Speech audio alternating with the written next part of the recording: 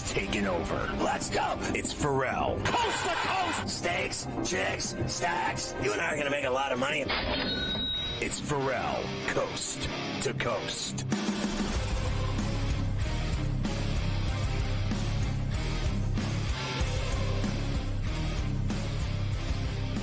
Make sure you get the SportsGrid app on iOS or Android. It's phenomenal. It's free, and you can follow your favorite hosts like Carver High, Ferrall, etc. You can watch the network on there. You can listen to the network on there. It's got stories, videos, highlights, odds, in-game odds, name it. It's there. The SportsGrid app. Also, you can watch us live on X. Just go to sportsgrid.live. And you're good to go on X watching SportsGrid. It's smarter to be on SportsGrid. All right, we turn to the Monday night doubleheader. One other thing, I know that Aiden O'Connell broke his thumb. No one cares. Yes. No one cares about Aiden O'Connell. I will say one other thing in that game. Man, that was a shady field goal by Antonio Pierce at the end of that game. If you had the Rams minus the Raiders covered all right. That was. Why is he kicking there? Down 8 with 2 minutes to go. That was so bizarre and just opens up so many questions. Why didn't he go for it to try to tie the game? I had the Raiders Very in 7, strange. Thank you, but I still don't like Very Antonio strange. Pierce. I think he's a terrible coach. Monday Night Football doubleheader tonight. We love when there's 2 Monday Night Football games. It's the best. The first one kicks tonight at 8:15 in Tampa. Why don't Ravens they start that and game the at Bucs. 7:30? Honest to Christ. Well, this is all part of the plan. We've had a few of these now this year, and I know there's a few more. And what they're doing is they're trying different times because they're eventually going to make this, as we want, a permanent thing, I think. I think there's going to be a day where there's always 2 Monday night games, and I think they're trying different time slots to see what works best in terms of viewing for everybody. So that's why. Tonight's 8:15. And 9 o'clock, which is the latest that they've done. Ravens and Bucs both 4-2 heading down there. Now, Lamar's a Florida guy, Scott. He always loves when he gets to go back to the Sunshine State, even though he's an East Coast boy playing in Tampa tonight. Here he is. Always loves going back to ball in Florida. Man, it's like that's what we breed down there, like just football players. A lot of football players. Don't get me wrong, we have some basketball players here and there, probably some doctors and lawyers, but so we breed football players, man. It's something we do down there. It's like a big family gathering on Saturdays, youth football. It's always been that way from what I've known, just something about us loving football. I love this guy. That's all. I love him, unless he's playing the Steelers.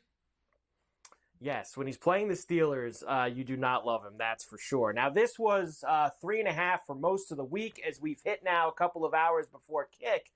4.5 for the Ravens on the road tonight in Tampa, with the total still at 49.5. Yeah, I bet him at 3.5. I have the Ravens to win this game. I think that it comes down to Jackson, and I think that Henry and Jackson running the ball. Okay, so 1 is Jackson doing his thing. 2 is both of them running.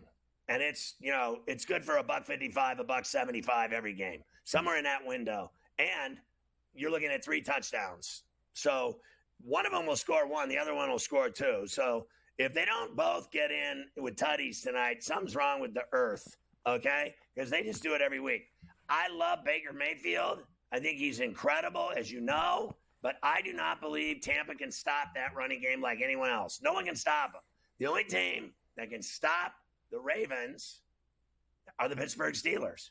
The Steelers have had their number, and they know how to play them. Tomlin knows how to play Harbaugh and the Ravens. Everybody else gets run over.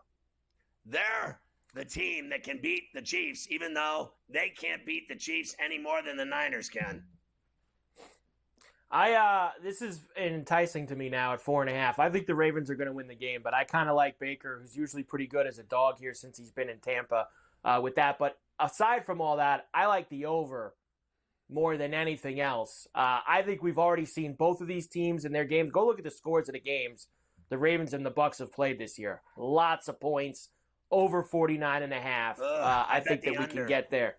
You did. Under for you, over for me. in this one. In the other game, we have the Chargers heading to the Toaster out in Glendale against Arizona tonight. All right, so this has become like a weekly game with us. Our segment that we like to call What the Hell is Jim Harbaugh talking about? Here in this clip, is he talking about his players or is he giving a review of the latest superhero movie that he saw? Here's Jim Harbaugh. Yeah, got a lot of stalwarts, guys that are heroes. Heroes don't get any days off. Heroes have no days off. And when it takes it to another level, I mean, there's one thing to just show that for yourself. Hey, I belong. I'm good. I'm an outstanding player. But that next level, Nirvana level, that makes you even a better player is when you're doing it for somebody else. I don't know. Can a hero be just a hero to himself? I mean, really, you got to be a hero for somebody else. I mean, somebody else has to. It's not in a selfish way. It's for your team. And stalwart is a person that does it like that. I have no. He's incredible. What happened to us? He's incredible. Harbaugh. He just gets off. He gets off on these things, and it's just, where is he going next? The Chargers are 1.5-point favorites at the Toaster tonight. 44.5 is the total. I might surprise you with this. Maybe you're with me, whether you're not. I like the Cardinals tonight at the Toaster at home as the home dog. I need a big game from Connor. I need a big game from Harrison, and I need a big game for Kyler Murray for that to happen. I do not believe that the Chargers are winning every game on the road. They didn't win in Pittsburgh. They won on the road last week. I don't think they go back to back. I'll go with you on that. I'm just, I gotta fix the TV. I gotta get the plus on the TV. I know. There's just so much involved in this second game that I gotta do. I got a game tonight. I got a league game. I'm back in the league after 2 years of not being in the league. I'm back in the league, and then I gotta go home and I gotta fix the TV, which is anything could happen there. That could be a lot of swearing going on, and then if I swear enough, generally like Chop will come down and fix the problem for me. He used to be Gunner, but he's gone at college. Chop has to handle problems with the TV. The other day I couldn't get Max working. She got it going in 2 minutes. If I don't use Max for like a month, it's like my subscription turns off or something. I get very angry with these streaming services. I really do. It's not fun. It's really not. One of them with that plus. Now I got that app, right? That means I got the plus. It's the same thing that you watch the Penguins on. It's the same thing you watch the Penguin games on. That app, the ESPN Plus app. So you're good to go tonight. 2 games, 2 sets of tutties. Here we go. First game, first touchdown. He's hit this first touchdown a bunch this year, and I think we could do it again. Mike Evans, 9-1, walking around with the flip-flops as we always know him as. 9-1, Mike Evans, first tutty tonight. But Lamar anytime plus 145, Mark Andrews anytime. There's no way this guy's not going to score a touchdown at all this year. And he's playing one of his best friends in Baker. Plus, because I can't, a minus 180 for a guy to score a touchdown. I can't have it. Harrison first tutty in the second game, 9-1. Trey McBride plus 270. And Josh Palmer, Herbert's looked at him a lot the last few weeks at plus 320. No, so 2 Connor sets of for tutties. me. You can't get a little Connor squeeze. How about this? Because I'm greedy. I need big numbers. I can't have minus 180. So why don't we take Henry and we put him with Connor and we put them together in one play. Henry and Connor, and then we'll probably get ourselves something more palatable. I like that. A little with 2 different backs. Yes. Why not?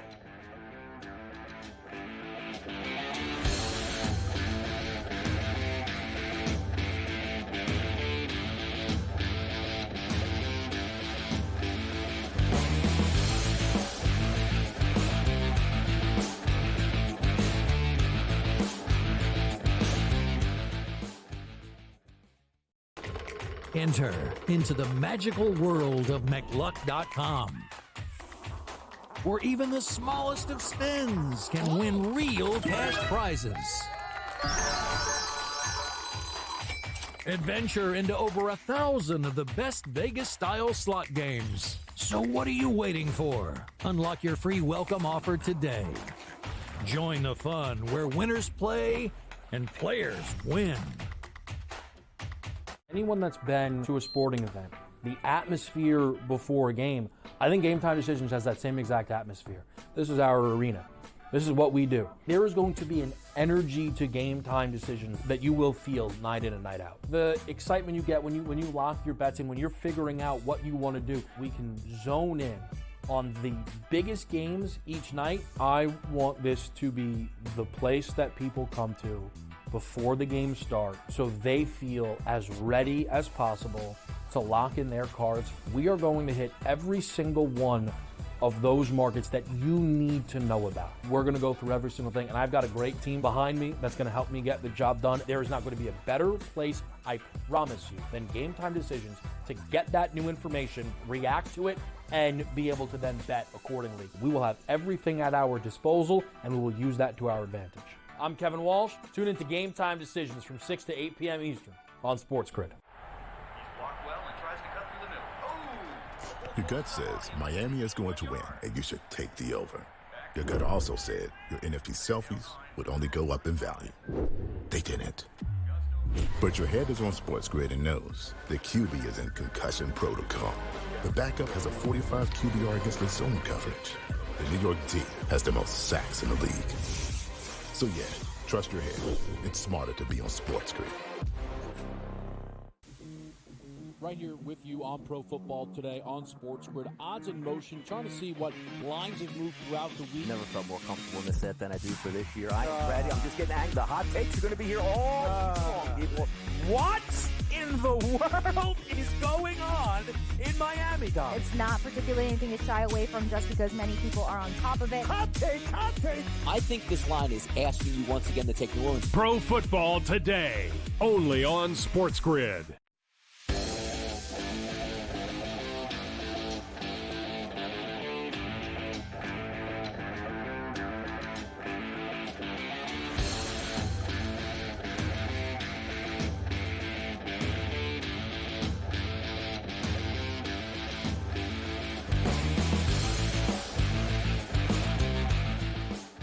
Well, always a pleasure to have Coach Young on. Coach James Young is our basketball insider on SportsGrid, and he will be our analyst throughout the season of NBA rack and, as far as I'm concerned, college rack. We should just have him doing all basketball because he knows college basketball as well as anybody, and high school basketball and recruiting for that matter.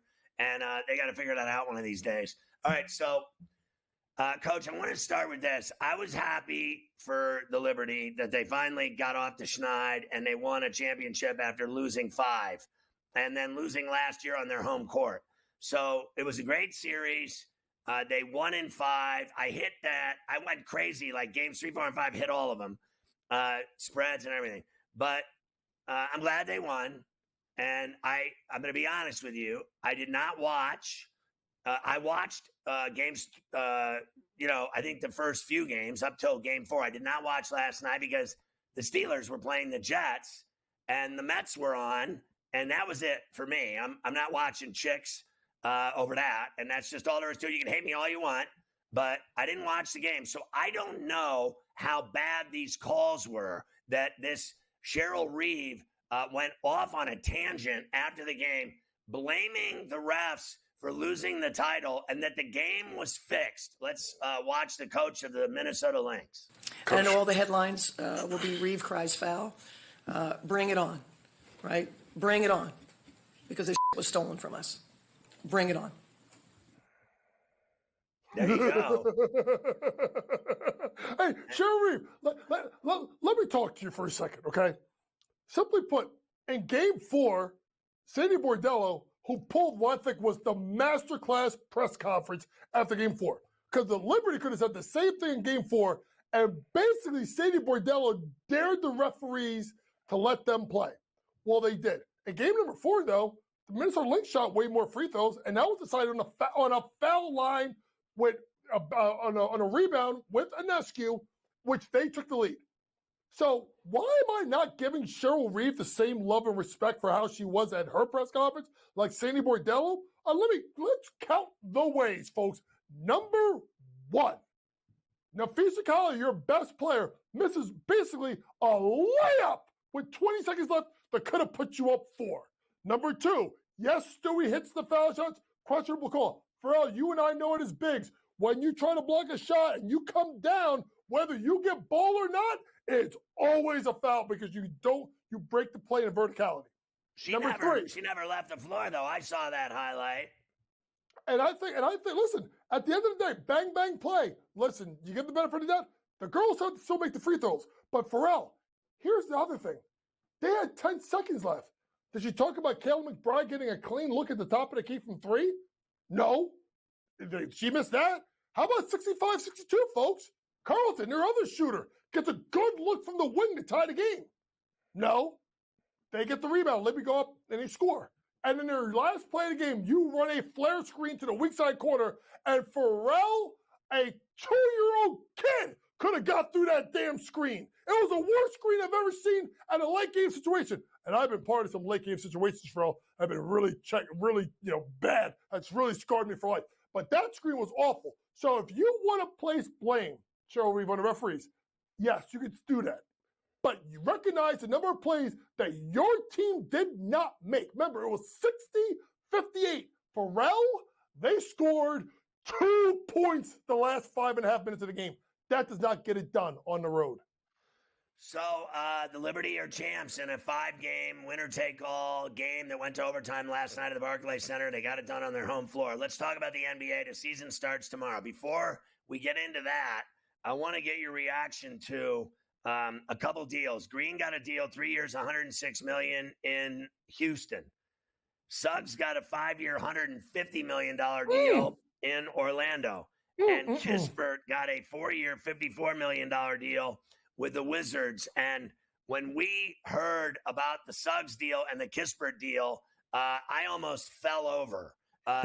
Explain to me how either one of them deserved that money. Wait. Kispert, I didn't even remember who he was.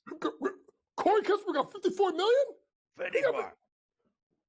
Man, I'll tell you what, Ferrall, we were born in the wrong generation. You need to start having more kids. You need some sons. I got a couple of daughters, and they do dance, and they do swimming, and they cost me too much damn money. That's why you see me on SportsGrid all the time. But when you talk about this, first things first, Jalen Green, that's what, I think that was a 2+1 deal. It's a rare thing that they did, 2 years plus a 1 for a team in Houston, Ferrall, that I think is going to be a lot better than people think. I actually like their win total over. I think Ime gets them in the playoffs. Remember, 6 p.m. deadline. We'll see if Şengün gets finished up on. Then you have 5 for 150 for Jalen Suggs. I mean, great defender. Come on. Ferrall. People were complaining about the shooting of the WNBA contest last night.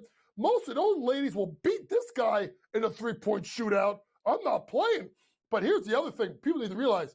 Ferrall, Texas, Florida, no state income tax. So that money goes even further if they stay with those franchises. And then lastly, with Corey Kispert, I mean, the Washington Wizards are a damn dumpster fire. They kept Kuzma. I don't know why.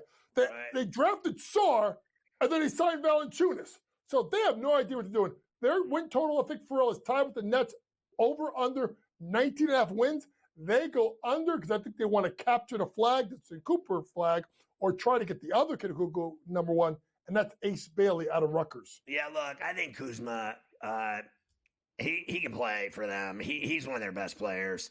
So I got no problem with Kuzma.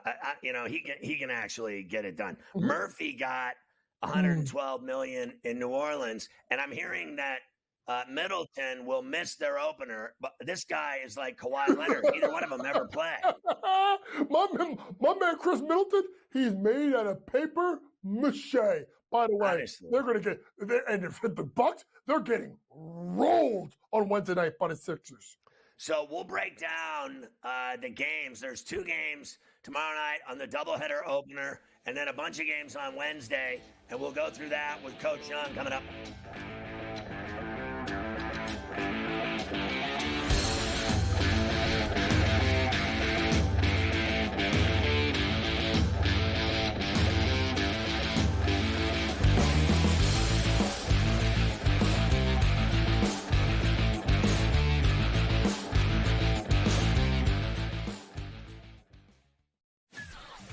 That kid on the 2-point conversion play was wide open on the right side of the end zone, and the kid threw it about 15 rows over his head. People crystallized Georgia and Alabama. They put them on the shelf above everyone else, and they're just not there this year. I thought the kid Beck was great on Saturday, but they barely beat Mississippi State, who is porous. Ferrall Coast to Coast, only on SportsGrid. Anyone that's been to a sporting event, the atmosphere before a game, I think Game Time Decisions has that same exact atmosphere. This is our arena. This is what we do. There is going to be an energy to Game Time Decisions that you will feel night in and night out. The excitement you get when you lock your bets in, when you're figuring out what you want to do, we can zone in on the biggest games each night. I want this to be the place that people come to before the games start so they feel as ready as possible to lock in their cards. We are going to hit every single one of those markets that you need to know about. We're going to go through every single thing, and I've got a great team behind me that's going to help me get the job done. There is not going to be a better place, I promise you, than Game Time Decisions to get that new information, react to it, and be able to then bet accordingly. We will have everything at our disposal, and we will use that to our advantage. I'm Kevin Walsh. Tune into Game Time Decisions from 6 to 8 p.m. Eastern on SportsGrid.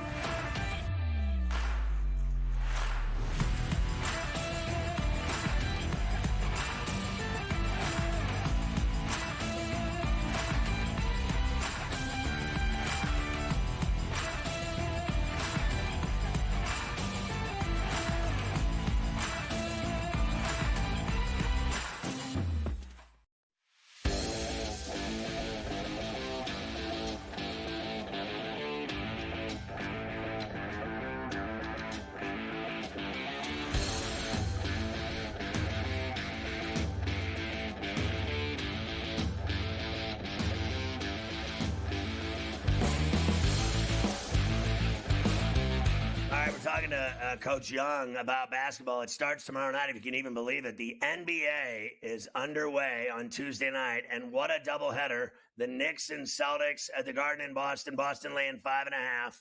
And the Timberwolves and Lakers in Lipstick City at Crypt. Minnesota laying 1.5. TNT double dip, 7:30, the Knicks and Celtics.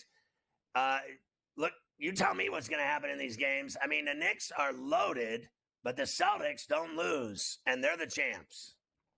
You know, I was thinking about this, and one of my favorite bets for tomorrow night, honestly, is the over in the game. I think it's 222.5.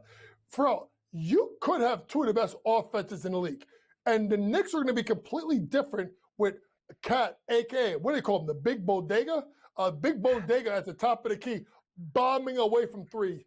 I think that this is going to be a really intriguing game. I think the game's going to go under. Everybody thinks it's going to be under.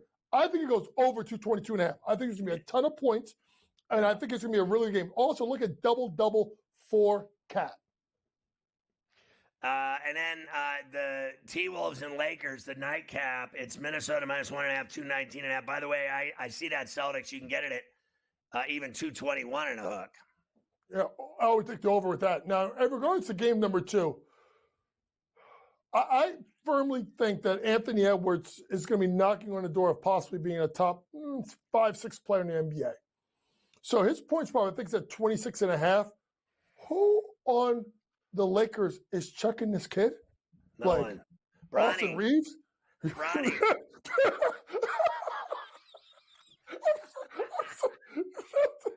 Oh, boy. All right. Are they, by the way, folks, are they hanging over under minutes for Bronny yet? Has that been posted by FanDuel? I don't know. Maybe we should take a look. Rookie of the year. Yeah, rookie of the year. Yeah. I almost cursed. I can't do that. But Anthony Edwards over 26.5 points. More importantly, I'm looking at this game. I'm like, why aren't we just taking Minnesota on the money line? I think this team's going to be an outstanding team. And I think they have guys all over that team that can do a lot of damage. I think they're going to be a problem. Give me Minnesota on the money line on the road. All right, let's go to Wednesday. You already said that the Bucks are going to get killed in Philly. I'm guessing Paul George isn't playing in that game because of his knee. No, he probably may not play in the game, but it don't matter. Glenn Doc Rivers. That's all I got to say. Glenn Doc Rivers. The guy messes up a ham sandwich if it only had ham. I'm going to take the Philadelphia 76ers on the money line. I think they get the job done. I think they get a big win open night. And I suspect we're going to be talking about drama in Milwaukee before this year is done, because if they underachieve, there's a Greek freak named Giannis Antetokounmpo who I think could ask out by next summer. Well, he already said he thinks if they don't win a title, he's getting traded. Do you think he just wants out of Milwaukee? I mean, would you want to stay in Milwaukee? I mean, I don't want to go to Milwaukee, let alone play there. I mean, they got good beer and bratwurst, but besides that, what they got? I can get good beer and bratwurst anywhere. Yeah, so hey, here you go. That's what I'm thinking about the Milwaukee Bucks. It's going to be the Milwaukee Sucks this year. I'll tell you that much. Under their win total this year. All right, Nets and Hawks in Atlanta. Atlanta laying 7.5. Talk about teams that don't matter. The Nets are, simply put, trying to capture the flag. That's all. Them and I think Washington have the lowest win totals for at 19.5. That game is under in regards to them getting win total. I think they're terrible. Give me Atlanta Hawks. They're a team in transition without DeJounte. It's Trey's team now. Trey's got to step up. Give me the Hawks minus a point. All right. So, look, I got less and less time. I'm just going to talk about games that I think are decent. Suns, Clippers at the new joint in Inglewood. Phoenix laying 4.5. Grizzlies, Jazz in Salt Lake. Grizzlies laying 2.5. Zach Edey and company. Oh, I like the Grizzlies. I think the Grizzlies are going to be one of the top teams. They win their division. And then the Suns minus 4.5 on the road. Kawhi's already out. That team's in trouble. They'll be under 35.5 wins this year, Ferrall. Bulls at Pelicans. I'm so excited to see Lonzo playing ball. Do you think it'll last? Yeah, so they can trade him. But you know what I like? Fly Pelican, minus 7.5. Minus 7.5. There you go. So there's tons of games this week as the NBA starts up. All season long, we'll be talking to Coach and breaking down all the hoops, pros, college, whatever it takes, because we go straight to the rack. And don't forget about his show, Betting Above the Rim.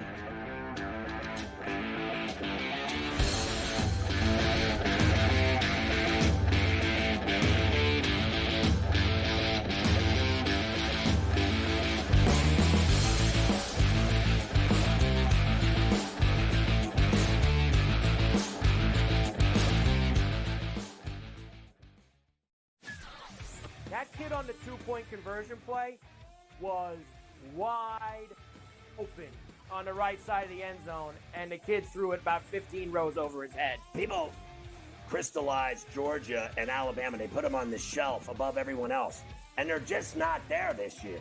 I thought the kid Beck was great on Saturday, but they barely beat Mississippi State, who is porous. Ferrall Coast to Coast.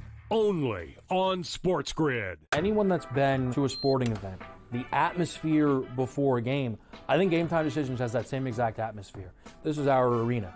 This is what we do. There is going to be an energy to Game Time Decisions that you will feel night in and night out. The excitement you get when you lock your bets in, when you're figuring out what you want to do, we can zone in on the biggest games each night. I want this to be the place that people come to before the games start so they feel as ready as possible to lock in their cards. We are going to hit every single one of those markets that you need to know about. We're going to go through every single thing, and I've got a great team behind me that's going to help me get the job done. There is not going to be a better place, I promise you, than Game Time Decisions to get that new information, react to it, and be able to then bet accordingly. We will have everything at our disposal, and we will use that to our advantage. I'm Kevin Walsh. Tune into Game Time Decisions from 6 to 8 p.m. Eastern on SportsGrid.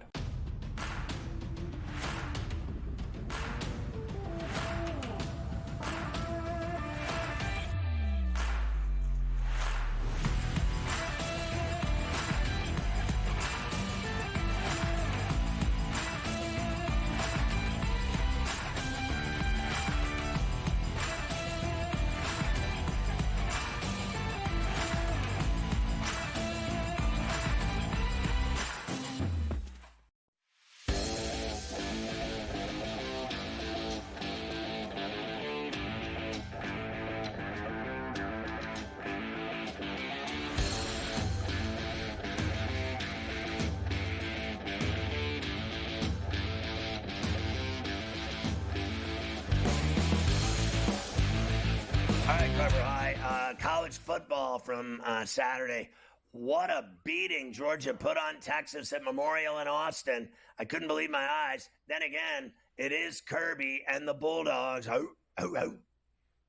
It is Kirby and the Bulldogs. What a show by them in Austin. They built a 23-0 halftime lead over the Horns, and really that was that.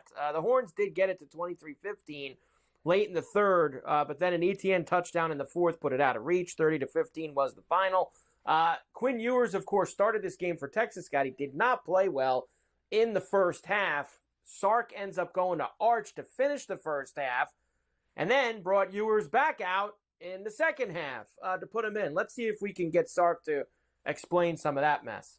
I felt Quinn was a little uneasy, and, I just felt like giving him a chance to kind of step back, regroup, and I didn't know if we'd get a series or two with Arch, depending on how much time was remaining in the half on the clock.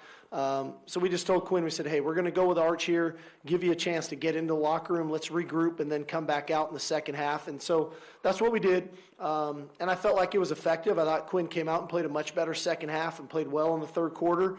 Quinn's our starting quarterback. I appreciate the fact that we're fortunate enough to have a backup like Arch that can come into the game and provide a spark in some sense. But at the end of the day, Quinn's our starter, and like I said, but I think we've got to do a better job around him. I think he would tell you he can play better, but we've got to coach better. Everybody's got to be better for our offensive football team to perform better. Look, I think one of the problems for me is my guess would be knowing, personalities and talent and competition. There is no doubt in my mind that Quinn Ewers has to look over his shoulder knowing that this iconic name is standing on the sideline and that when he plays, he's better than him. And the funny thing is that here's another coach that just thinks he's got all the answers and he's going to keep playing this kid who's not better than the kid standing on the sideline. Quinn Ewers' best days are over, but you're going to see what happens when he falls in that NFL draft like a brick. And Arch Manning will play at Texas next year, break every record, and he'll be drafted number 1 in the NFL. And his future is bright. The fact that he put that kid back in there after that shaky of a performance is all you need to know that he doesn't want to hurt the kid's psyche, knowing that the kid on the sideline is better than him. Everybody knows it. So does Sarkisian. Arch Manning should be the quarterback of the Texas Longhorns. He will rue the day that he keeps going back to this kid. He'll end up costing them in the end this season. They will win nothing because that's who he's playing. And if he would have played Arch Manning, I think they could have won the national championship. But far be it from me to question a genius like Steve Sarkisian. So honestly, I'm scared to death to question genius head coaches in college and pro football. There's so many of them. There's so many geniuses. That word is used so loosely now in sports because there's just so many brilliant geniuses out there. But I got to tell you, that kid has never been the same since Arch Manning was standing over his shoulder on the sideline. It drives him nuts. He'll never admit it to anybody because he's Quinn Ewers and he's a Texas boy, badass. He's done great things at Texas, but he already knows that he's not better than that kid, and it drives him nuts. It's the classic story of the kid. The backup is better than the starter.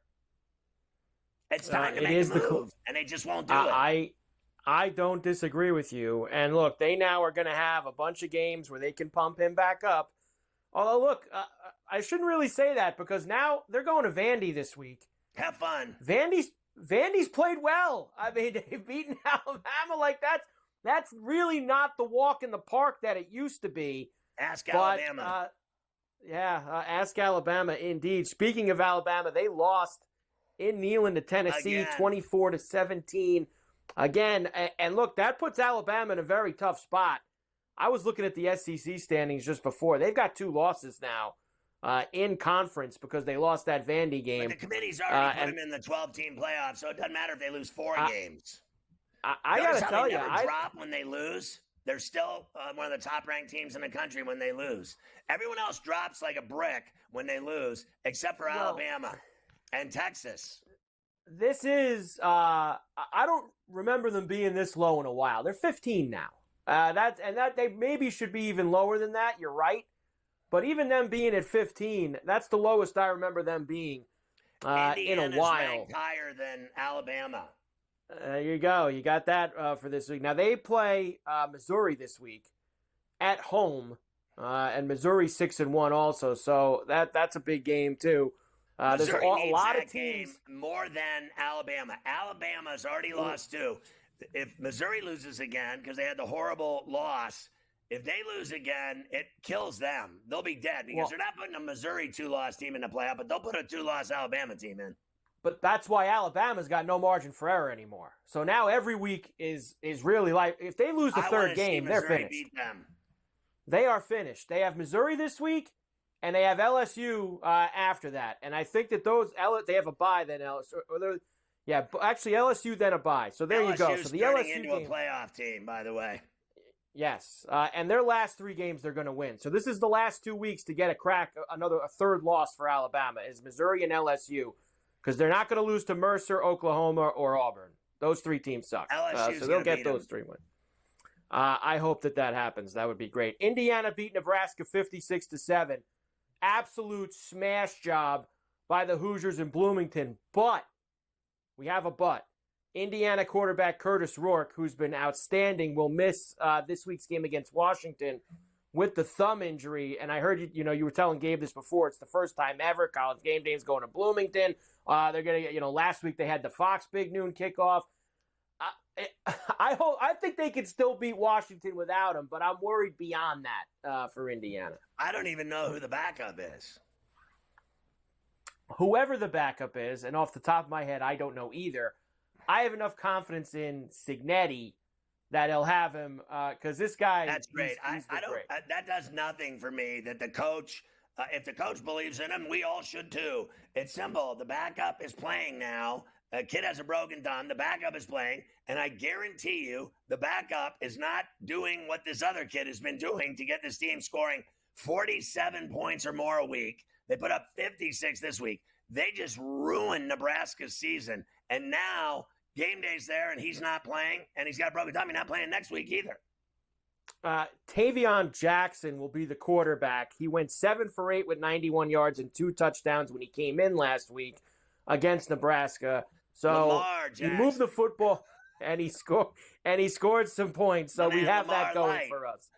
Notre Dame quarterback now. Notre Dame beat Georgia Tech 31-13, a cover for the Irish in Atlanta. And I know you are about to talk to Joe Z, the voice of the Canes.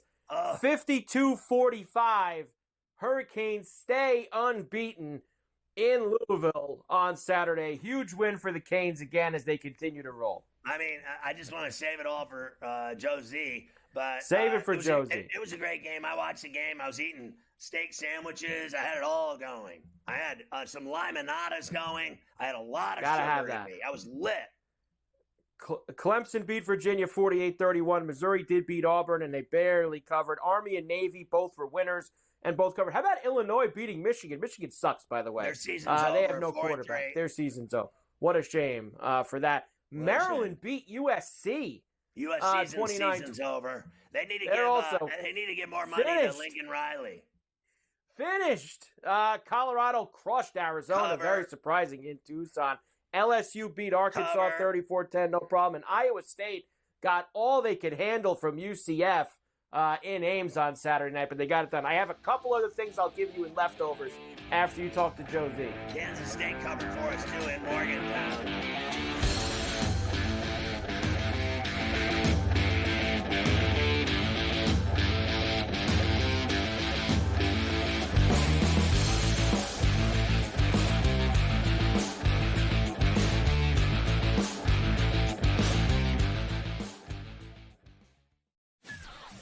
That kid on the 2-point conversion play was wide open on the right side of the end zone, and the kid threw it about 15 rows over his head. People crystallized Georgia and Alabama. They put them on the shelf above everyone else. and they're just not there this year. I thought the kid Beck was great on Saturday, but they barely beat Mississippi State, who is porous. Ferrall Coast to Coast, only on SportsGrid. Anyone that's been to a sporting event, the atmosphere before a game, I think Game Time Decisions has that same exact atmosphere. This is our arena. This is what we do. There is going to be an energy to Game Time Decisions that you will feel night in and night out. The excitement you get when you lock your bets in, when you're figuring out what you want to do, we can zone in on the biggest games each night. I want this to be the place that people come to before the games start so they feel as ready as possible to lock in their cards. We are going to hit every single one of those markets that you need to know about. We're going to go through every single thing, and I've got a great team behind me that's going to help me get the job done. There is not going to be a better place, I promise you, than Game Time Decisions to get that new information, react to it, and be able to then bet accordingly. We will have everything at our disposal, and we will use that to our advantage. I'm Kevin Walsh. Tune into Game Time Decisions from 6 to 8 p.m. Eastern on SportsGrid.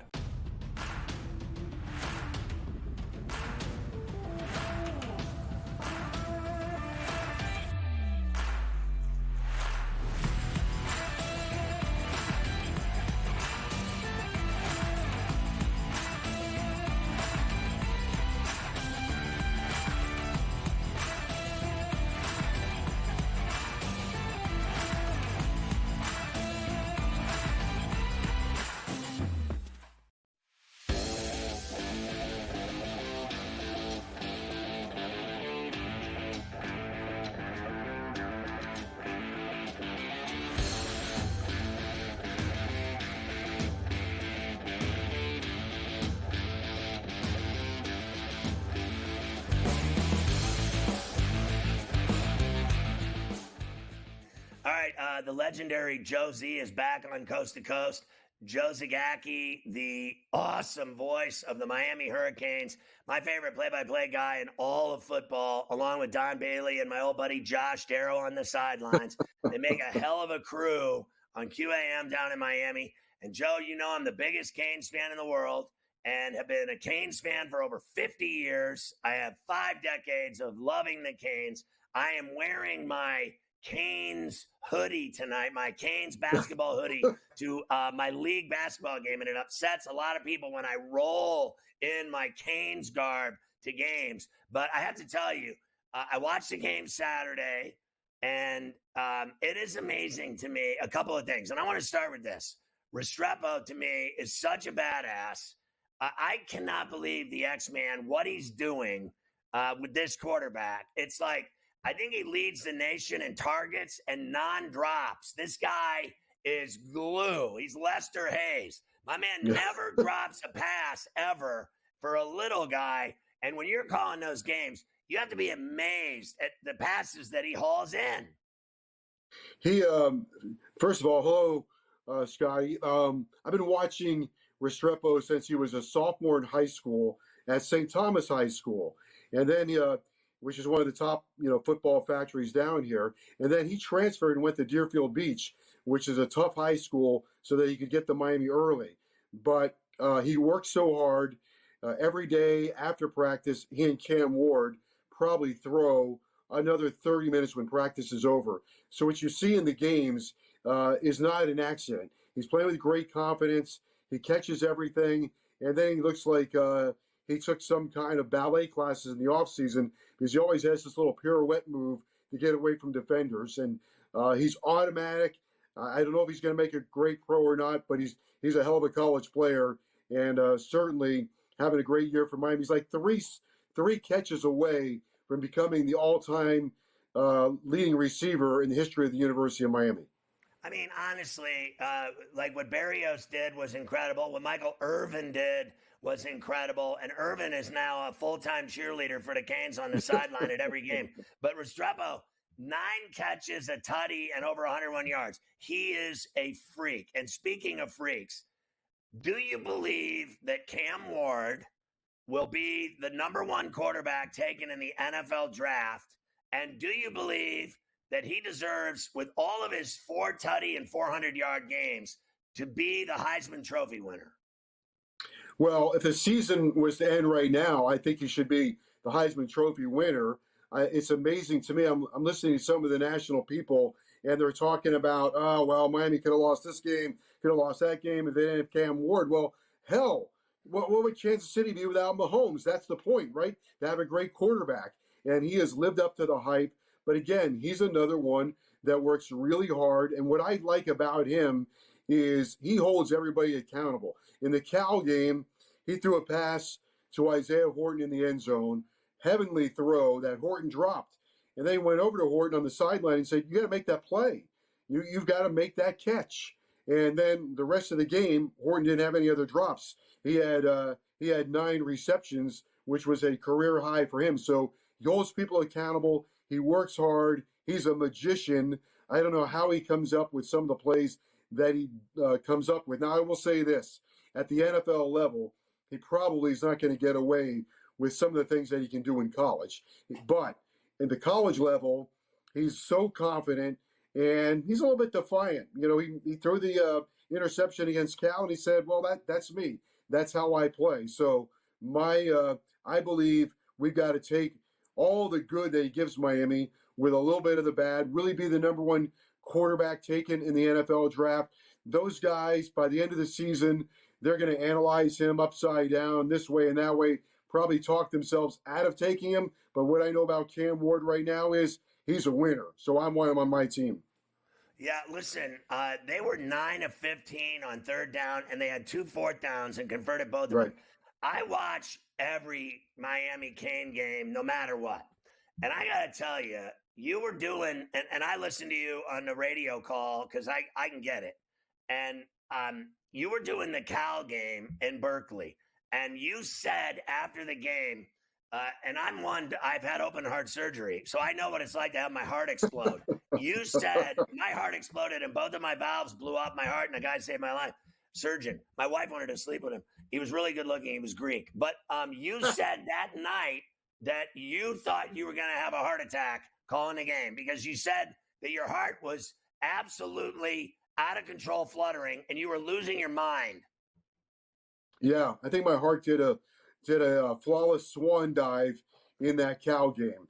They're down 35-10, and it did look bleak. Now, I do have to say this. I kept looking at the clock, and I've been around a while with University of Miami teams, and I've always remembered the teams we've had with, Gary Stevens when he was the offensive coordinator, and Miami always seemed to find a way to come from behind when they had teams that were talented and teams that had a lot of confidence. And I feel the same way about this one. And I thought when they hit scored the touchdown against Cal, and then connected on the 2-point conversion, I thought they had a chance. I thought they could get a couple of stops. They had a chance. I kept looking at the scoreboard, and I think I did say, if Miami's going to score, they got to score now to win this game, to get them one more possession. That was with about 3 minutes to go, and they did score right around the 3-minute mark. And then Wesley Bassett knocked the hell out of their quarterback. Everybody thought that was targeting. And, I just sometimes when you call a game, you can see a play coming into your vision. And I saw that one all the way. And I knew it was going to be a car crash, but I did not think it was targeting. So let me ask you real quick. I got 25 seconds. They play Florida State this week. Then it's Duke at home, Miami at Georgia Tech, Miami at home against Wake, and Miami at Cuse. Do they run the tables? I think they do. And I think their toughest games will be the road games, Georgia Tech and Syracuse. This game against Florida State can't look past them, but Florida State's scoring 15 points a game and Miami scoring nearly 50. Joe, make sure you say hi to Don and Josh for me. You're the absolute best. I love you. Go Canes. Thanks, Ferrall.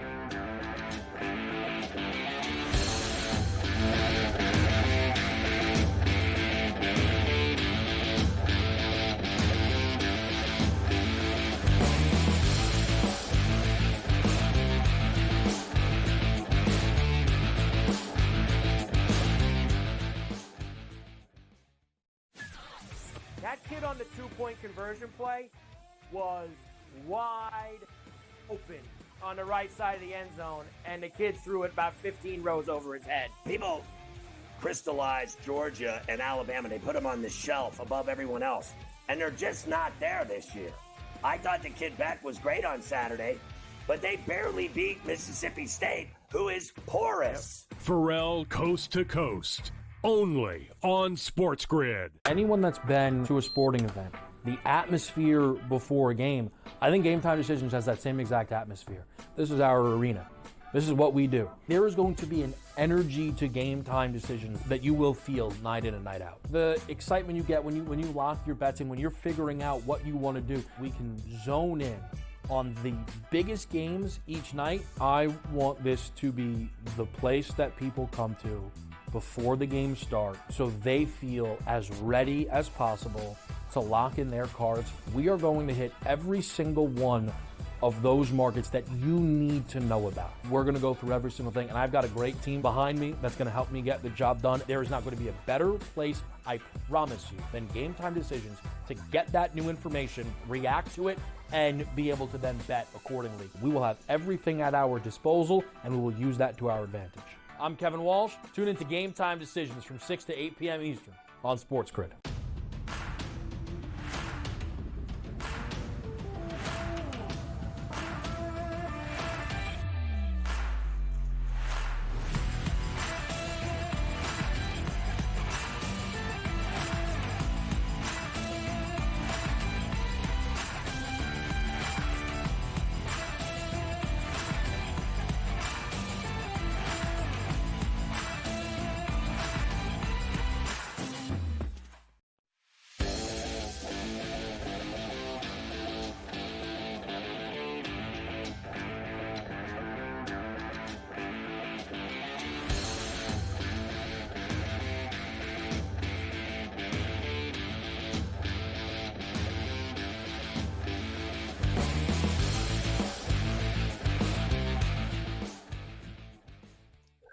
All right, so everybody loves leftovers. In fact, I'm having some leftovers for dinner tonight.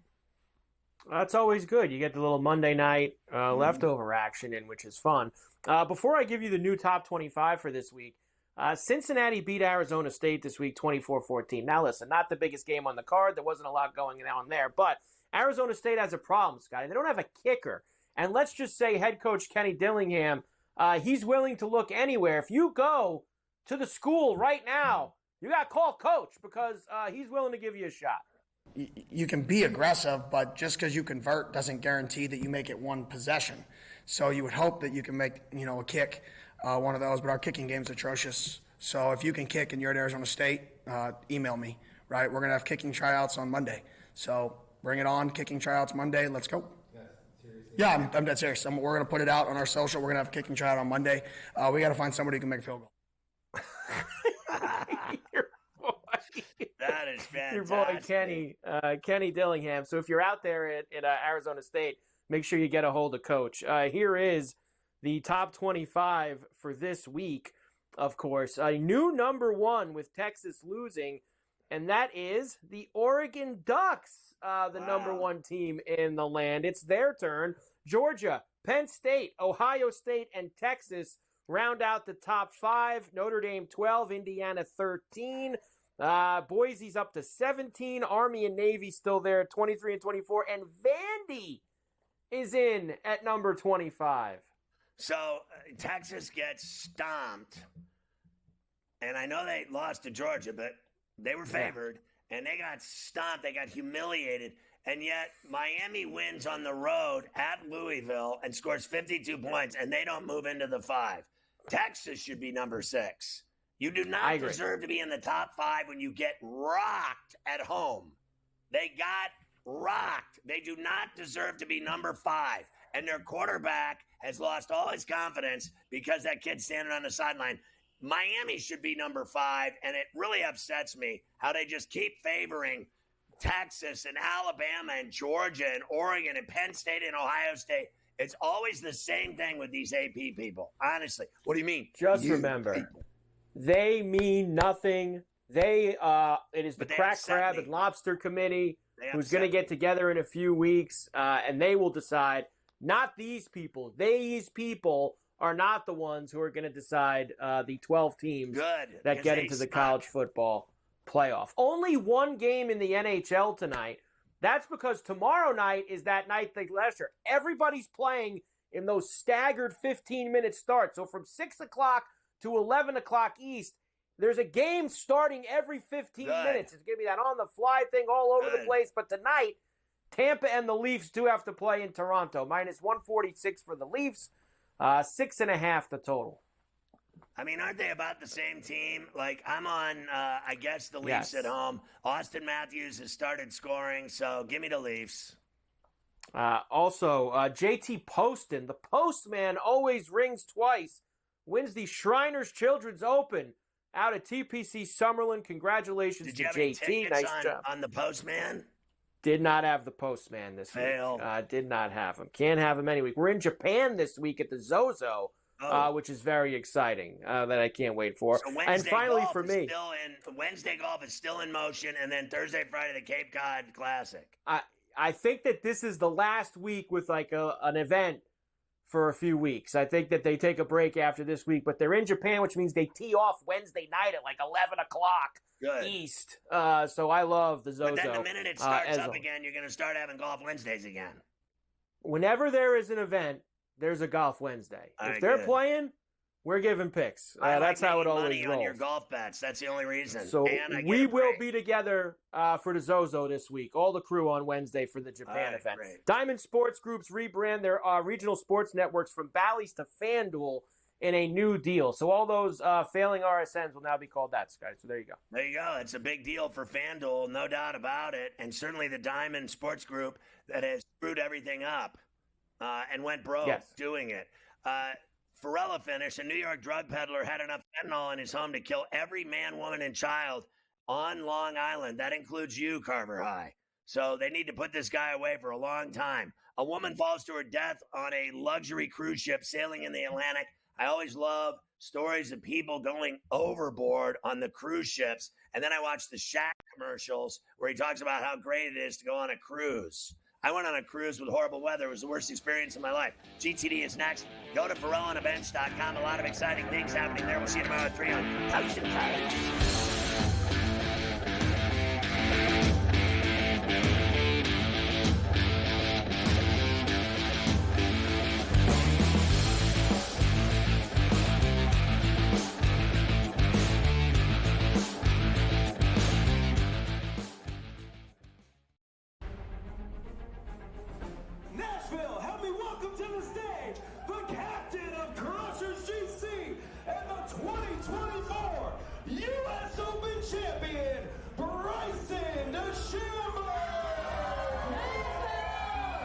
Gosh, I'm trying to hold it in right now.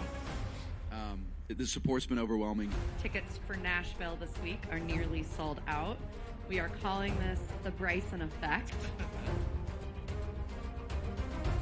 Won the Saudi Open on the Asian Tour in April, and he won the International Series event in Macau in March, beating David Puig in a playoff. Here's a man with 9 career wins, 3 of them on the DP World Tour.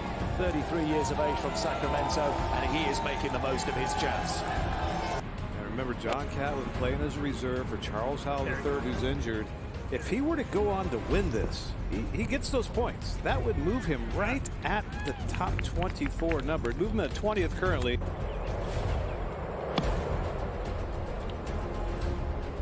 Yeah, another beautiful shot. These guys make this look so easy. Tyrrell having a day. The Englishman 6 under par. He shares the lead with Abraham Answer for the time being at least. Now this is Abraham Answer to stay at 7 under and in all likelihood have the overnight lead. And that is wonderfully done. Abe Answer with a 64. This is what Live Golf's about, man. I had a vision of this 2-3 years ago, seeing what the potential could be, and this is just the start. I mean, with how much support we have out here, and it's just the start, that's a testament to what Live Golf is and what the Crushers are doing, what our team's doing, and what we're trying to do for Nashville and places all across the globe. So super excited for the future of Live.